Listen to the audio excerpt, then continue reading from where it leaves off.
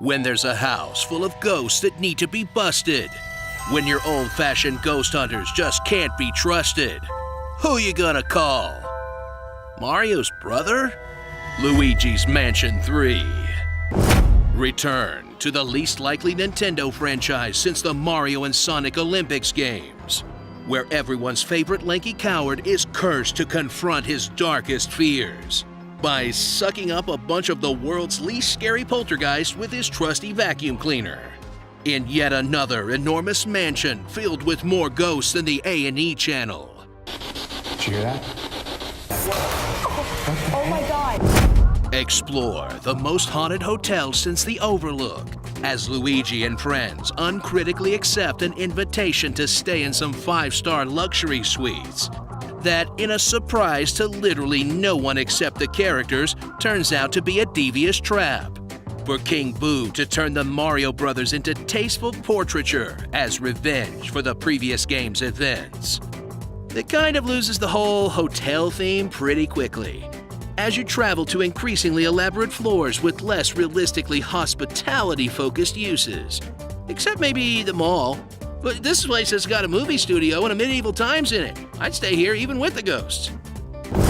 Unleash Luigi's considerable toolkit on your spectral puzzle problems. From his trusty vacuum that you'll use to suck up hundreds of ghosts, and more importantly, to absolutely destroy anything and everything around you in search of filthy, hard cash. To his flashlight that reveals invisible stuff, which thankfully isn't the solution to every single puzzle this time. And his new gelatinous companion, Luigi, a disgusting blob of ectoplasm shaped in a cruel mockery of Luigi's form that you shit out of a backpack to help you tag team difficult challenges or even do co-op. It's like the 2019 version of giving your friend the Mad Catz controller. Blow your way through Luigi's Mansion's serviceable combat, where each ghost has a new gimmick to figure out before blinding them, slamming them repeatedly into the floor, and sealing them away for eternity in your dust bag. Then take on the many bosses of the mansion in more elaborate battles, where the challenge becomes less about fighting the ghost and more about fighting the controls, as you either struggle with the weird tank controls of the standard setup, or use the motion controls to aim vertically, which works better but makes you look like a weirdo on the bus. In frustrating battles that really push the limits of a system mostly designed for slow puzzling and exploration. And no spoilers or anything, but the final boss can eat my entire ass! So grab that poltergeist and get ready to suck and blow your way through another endearing adventure in the world's most relaxing horror series. And that goes double if you're the sort of person that just wants to watch the world burn. Look, Luigi's just very stressed.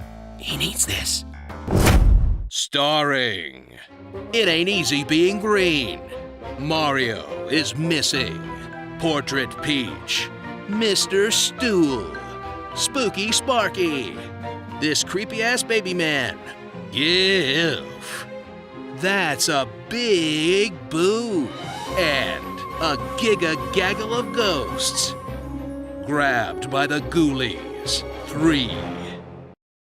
You know it's a fancy hotel when there's gold bars just lying around under seat cushions and stuff. It's like Oprah's hotel. Tell us what you'd like to hear in my honest voice in the comments below.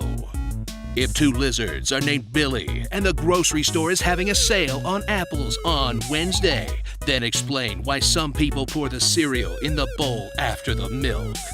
Chickens are geese in a red hat. I'm never going to give you up, but will you let me down?